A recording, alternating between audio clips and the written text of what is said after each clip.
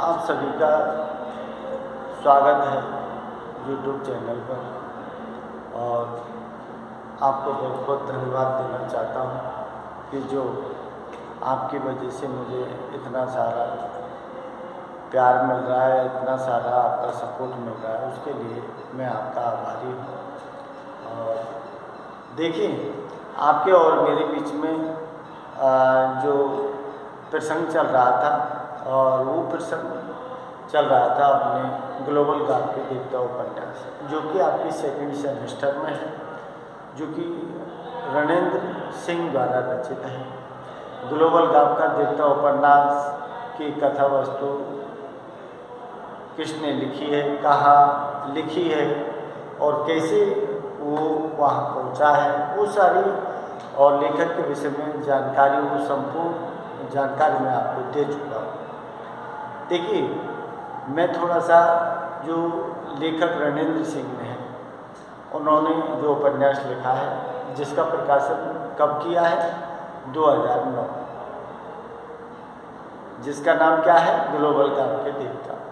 इसके बाद 2009 में प्रकाश हुआ, 2010 में हुआ है गायब होता देश।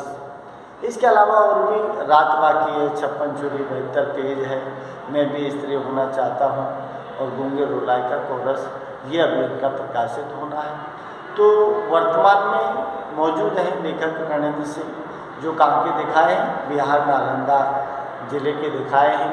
जो आपको मैंने बताया था कि ग्लोबल गाँव के देवता की जो आंखों देखा हाल और चश्मे की गवाह जो बने हैं, वो खुद रणेंद्र सिंह हैं।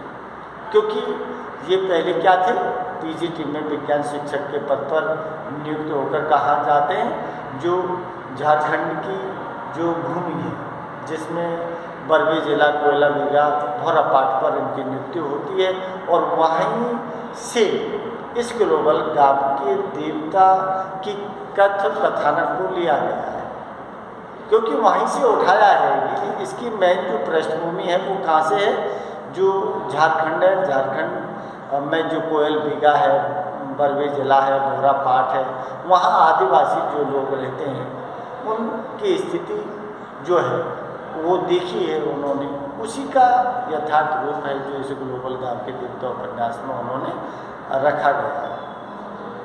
तो देखिए, इसका जो प्रकरण है, जैसे अपन रणेंद्र सिंह जो है, फिलहाल में रणेंद्र सिंह क्या है, ये का IAS अधिकारी बने हैं शिक्षक के बाद, और उसके बाद में जो रांची में मुंडा संस्थान है, रामदयाल मुंडा संस्थान, इसके डायरेक्ट पद पर अब भी कार्यरत हैं।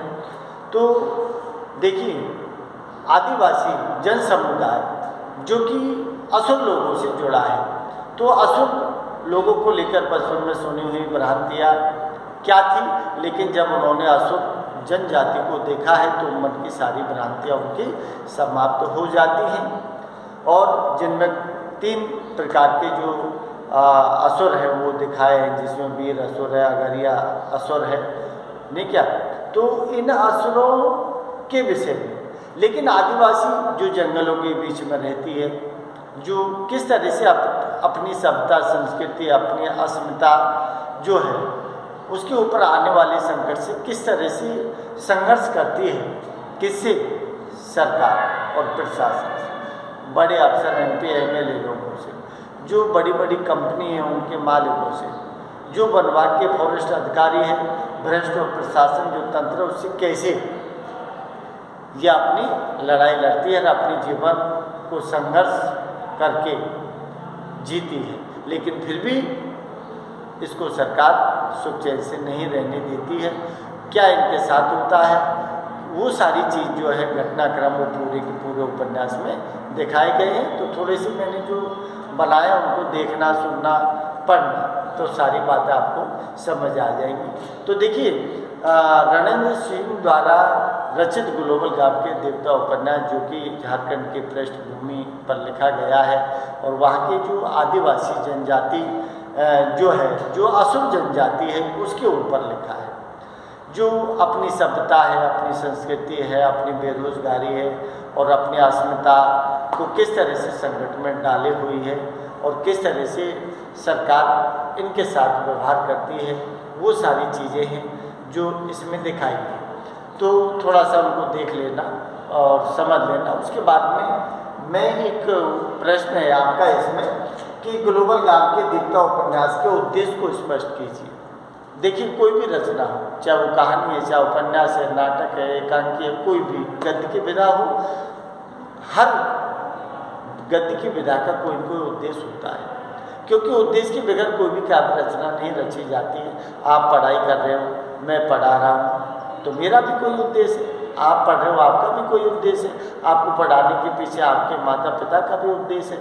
समझ लो आप, तो बगैर उद्देश्य की कोई चीज़ नहीं होती है। तो यहाँ उद्देश्य जो रखा है वो रणेंद्र सिंह ने किन किन चीज़ों को लेकर रखा है, उसके ऊपर मैं टिप्पणी आपको बता रहा हूँ साथ, तो थोड़ा सा वो देख लें। देखिए, इस तरह से जब प्रश्न आता है XYZ कोई भी, तो सबसे पहले तो आप जो प्रश्न पूछा है ना, उसकी भूमिका लिखो, या फिर दूसरा शब्द प्रस्तावना लिखो। एक चीज़ लिखिए, भूमिका या प्रस्तावना, और उसमें आपको ग्लोबल गांव के देवता और रणेंद्र सिंह के विषय में थोड़ी 4-5 लाइन लिख देनी है। ग्लोबल गांव के देवता उपन्यास क्या है, किस विषय को लेकर लिखा गया है, किसने लिखा है, कैसी समस्याओं को दिखाया गया है, तो वो सारी भूमिका 5 लाइन में आपको देनी है। उसके बाद में आपको सीधे फिर पॉइंट लिखने हैं। गोल में नहीं लिखना है, ध्यान रखना। गोल में आप कितना लिख पाओगे, जब तक आपके सामने पॉइंट नहीं होंगे, पॉइंटों के हिसाब से आप डिस्क्राइब नहीं करोगे, जब तक वर्णनात्मक क्वेश्चन बड़ा नहीं बन पाता है, जिसमें आपको 15 नंबर लाने हैं। तो थोड़ा सा पॉइंटों को अच्छी तरह से समझिए, लिख के आप याद रखिए। तो देखिए क्या दिया है कि आदिवासी लोगों की समस्याओं का चित्र सबसे पहले रणेंद्र सिंह ने, क्योंकि रणेंद्र सिंह आदिवासी अशुद्ध जन समुदाय है, उस क्षेत्र में उसकी नियुक्ति हुई है, वहाँ गया है, तो उसने देखा है। तो क्या है, आदिवासी लोगों की समस्या। सबसे पहले तो उन्होंने आदिवासी लोगों की समस्या को उठाया है कि आदिवासी लोगों के लिए सामने समस्या क्या है। अरे, जो आदिवासी जो जंगल में रहती है और अपने मतलब जंगलों के पेड़ पौधों फल जो है उनसे अपना जीवन यापन करती है, जंगलों से निकलने वाली जो लौह धातु है उसको गलाकर औजार बनाकर अपना जीवन यापन करती है। तो ऐसी जो आदिवासी लोग हैं उनकी समस्याओं का चित्रण किया गया।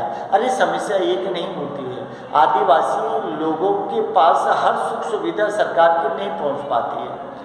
चाहे वो, अब इसमें बहुत सारी समस्या है, पानी की समस्या है, स्वास्थ्य की समस्या है, बेरोजगारी की समस्या है, नहीं क्या समस्या ही समस्या है। तो उन समस्याओं का चित्रण जो है इन्होंने रणेंद्र सिंह ने किया है। मैं पूरा डिटेल नहीं, शॉर्ट में चलूँगा, आप थोड़ा सा देख लेना। 2 संस्कृतियों के संघर्ष का चित्रण है। 2 संस्कृति क्या है?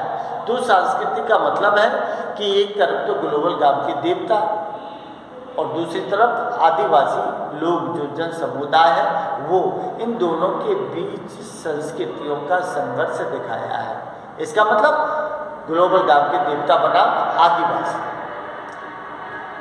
आदिवासी छोड़ना नहीं चाहते हैं अपनी जगह को, और जो कंपनी मालिक है वो उनको रहना नहीं देना चाहते हैं, क्योंकि वहाँ क्या निकलती है, बॉक्साइट का अकूत खजाना है जिसको वो खुद कर हड़पना चाहती है। तो फिर वहाँ क्या होता है, 2 संस्कृतियों का संघर्ष है। 2 संस्कृतियों को समझ आ गई, एक तरफ आदिवासी जन समुदाय, दूसरी तरफ जो कंपनी जो देवता है, ग्लोबल गांव के देवता जो बने हुए हैं, उनके बीच का जो संघर्ष है उसको इसमें दिखाया गया है। आदिवासी संस्कृति को बचाना, आदिवासी जो लोग हैं किस तरह से अपना जीवन यापन करते हैं, कैसी उनकी सभ्यता है, कैसी उनकी संस्कृति है, कैसा उनका रहन सहन है, खान पीन है, तीज त्योहार है, ये सारी जो संस्कृति है, उस संस्कृति को बचा पाना आदिवासियों को भारी हो रहा है, क्योंकि सरकार उनको खदेड़ना चाहती है, उनको भगाना चाहती है। अब ऐसी स्थिति में वो अपने संघर्ष से जूझे या फिर अपनी सभ्यता और संस्कृति को बचाएं? उस पर रणेंद्र सिंह ने सवाल उठाया है कि भाई बहुत सारे जो आदिवासी लोग हैं उनकी कोई सभ्यता संस्कृति बची हुई है, उनको रहने दीजिए। और रणेंद्र सिंह ने इस ग्लोबल गैप के देवता उपन्यास के माध्यम से झारखंड की भूमि पर बसी हुई आदिवासी असुर समुदाय की समस्या ही नहीं, पूरे विश्व के आदिवासी लोगों की स्थिति का यथार्थ चित्रण किया है। चाहे अमेरिका है, चाहे अफ्रीका है, वहाँ की आदिवासियों के साथ भी ऐसा ही हुआ है जैसे झारखंड की भूमि पर बसे हुए आदिवासी लोगों के साथ हुआ है। तो हर समस्या को उन्होंने दिखाया है। तो अपनी संस्कृति को बचाने में लगे रहते हैं, लेकिन अंततः संस्कृति और खुद भी नहीं बच पाते हैं।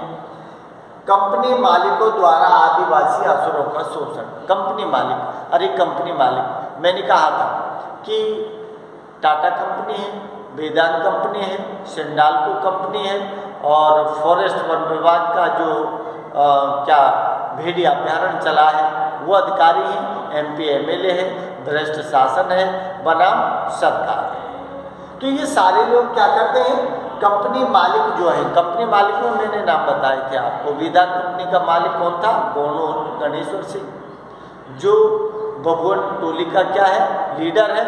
और वैसे भी मतलब सारे, क्योंकि सरकार उसका साथ देती है, सरकार से हिल मिला हुआ है, इसलिए उसका कुछ नहीं होता। इसीलिए 5 एकड़ की जगह वो 100 बीघा एकड़ जमीन कर लेता है। जो बालचंद का चाचा है उसकी आत्महत्या कर देता है और ज़बरदस्ती रोपा, धान का रोपा करता है। तो अनेक तरह की जो चीज़ें हैं इसमें दिखाई हैं। तो दूसरा मालिक कौन है? कन्हैया लाल पांडे, जो भी सरकार से मिला है और सरकार से मिलकर बाक्सठ जो है आदिवासियों की ज़मीन जो है उसको खुद डालता है। तो कंपनी मालिक आदिवासी असुरों का जो शोषण किया जा रहा है, अब वो शोषण उनके शरीर से मानो, उनके मानसिकता से मानो, या फिर उनकी जो ज़मीन है उसको हड़पने, गलत नीति, गलत आचरण, दुराचरण सारे के सारे कंपनी मालिकों ने उनके साथ किए। क्या दिया है कि आदिवासियों की अस्मिता का संकट, अस्मिता, आदिवासी जो लोग हैं उनकी अस्मिता, अस्मिता का मतलब होती है जो इज्जत है, उस इज्जत मान सम्मान की धज्जियाँ उड़ाती गई है। किनके?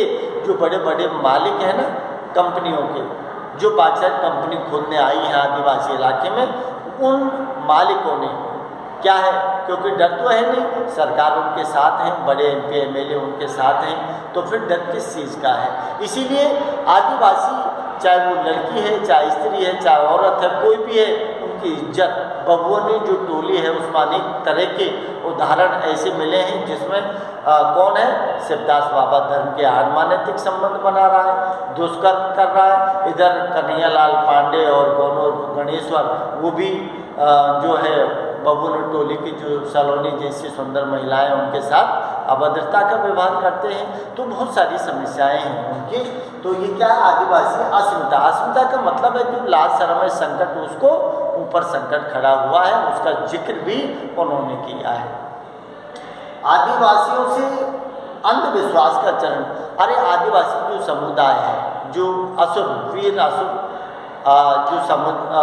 जो समुदाय है उनमें अंधविश्वास, अंधविश्वास का मैंने एक उदाहरण दिया था आपको कि मुनी कटवा जो गांव है ना, वहाँ के लोग क्या करते हैं, जब धान बोते हैं तो धान को बोने से पहले किसी आदमी को मारकर उसके खून में उस धान को भिगोया जाता है, उसके बाद में भूमि में बोया जाता है। उनकी मान्यता है कि फसल अच्छी होती है।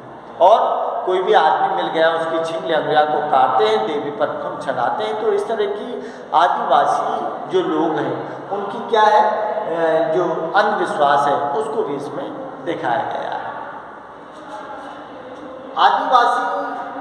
आदिवासियों की सभ्यता, संस्कृति, बेरोजगारी।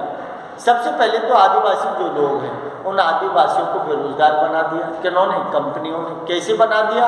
क्योंकि जैसे टाटा कंपनी है, टाटा कंपनी जो आई है तो टाटा कंपनी ने क्या किया है कि बाक्साइट लोहे को गलाकर उसके लोहे के औजार बना दिए, तो उनकी बेरोजगारी बढ़ा दी। क्या दिया है? उनकी सभ्यता और उनकी संस्कृति जो है, उनकी उनकी सभ्यता उस संस्कृति को भी तहस नहस कर दिया है। क्योंकि वो कौन है, बड़े मालिक हैं, जिसमें कन्हैयालाल और कौन है, गोनू और गणेश्वर सिंह है। तो सभ्यता संस्कृति बेरोजगारी का चित्रण उनका किया है। आदिवासी और ग्लोबल गांव के देवताओं का संघर्ष। आदिवासी और ग्लोबल गांव के देवता कौन है, जो आकाशचारी हैं, जो स्वेच्छाचारी हैं, जो तीसरी आंख सैटेलाइट है उसके माध्यम से वो देख लेते हैं कि आदिवासी बसा हुआ है। जहाँ आदिवासी बसा है वहाँ अनेक तरह के धातु बाक्साइट है, तो वहाँ उसको मतलब खदेड़ते हैं, भगाते हैं। तो फिर उनके ग्लोबल गांव के देवता कौन है, जो कंपनी मालिक है, जो कौन है, बड़े लोग हैं, जो कौन है, जो भ्रष्ट शासन तंत्र है, जिसमें MP MLA भ्रष्ट शासन तंत्र सरकार सब मिलकर इन लोगों को क्या करती है, आदिवासी जो ग्लोबल गांव के देवता और आदिवासियों के बीच में संघर्ष होता है। लालचन है, बालचन है, बुद्धि है, ललिता है, कविता है, सलोनी है, ये सारे लोग रुनझुम है, ये संघर्ष करते हुए अपने जीवन को दांव पर लगा देते हैं, लेकिन फिर भी बेचारे बच नहीं पाते हैं। क्या दिया है कि भूमंडलीकरण के साथ आने वाले संकट का चित्रण।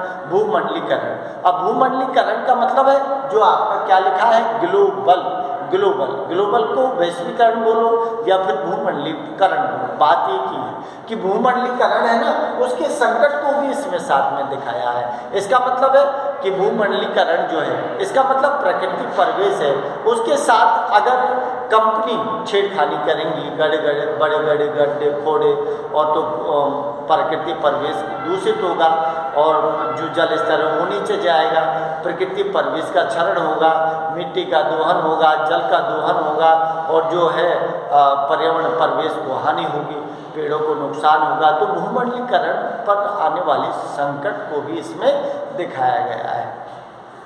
तो क्या दिया है कि आदिवासी बनाम सरकार की भूमिका। आदिवासी बनाम सरकार, आदिवासी का मतलब है कि जो आदिवासी लोग हैं वो और उनके बीच में कौन है, दूसरी तरफ सरकार। अरे सरकार जो होती है जिसमें MP है, MLA है, भ्रष्ट शासन तंत्र है, और जो बड़े अफसर जो लोग होते हैं वो सरकार से मिलके क्या करते हैं, आदिवासी लोगों जो जिसमें पुलिस फोर्स होती है, जिसमें उन पुलिस फोर्स के दबाव देकर आदिवासियों को अपने स्थान से खदेड़ दिया जाता है, और वहाँ से उनको खदेड़ कर फिर उस जो है एरिया उस पर कब्जा करते हैं। कब्जा करके वहाँ से जो धातु है, चाहे वो बॉक्साइट है, चाहे कोई सोना है, चांदी है, उसको खोलकर क्या करते हैं, अपना उत्पादन बढ़ाते हैं, अपना उत्पादन करते हैं। चाहे आदिवासी जनता जो है वो जाए बाहर में, उनको कोई लेना देना नहीं होता।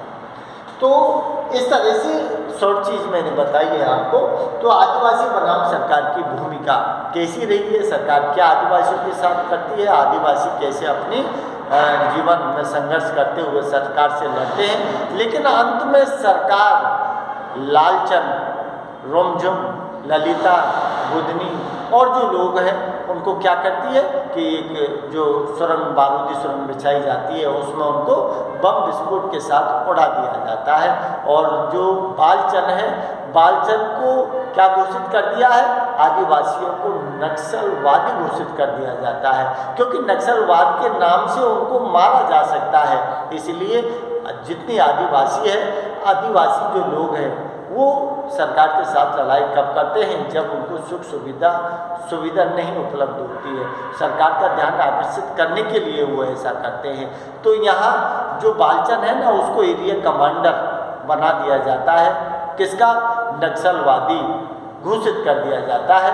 तो सरकार आदेश देती है और उसको एनकाउंटर करके मरवा देती है। इस तरह से आदिवासियों पर जो पूरा संकट छाया हुआ है और क्या क्या सरकार उनके साथ करती है, वो सारी की सारी कहानी को ग्लोबल गांव के देवता उपन्यास में रणेंद्र सिंह जी ने लिखा है। ये था आपका संक्षिप्त सार किसका, ग्लोबल गांव के उपदेश का। मुख्य उद्देश्य पूछ सकता है क्योंकि रिपीट होता है ये क्वेश्चन, इसलिए इन पॉइंटों को अच्छी तरह से देख लेना। BA part first year Hindi site और सेकंड सेमेस्टर का। नमस्कार।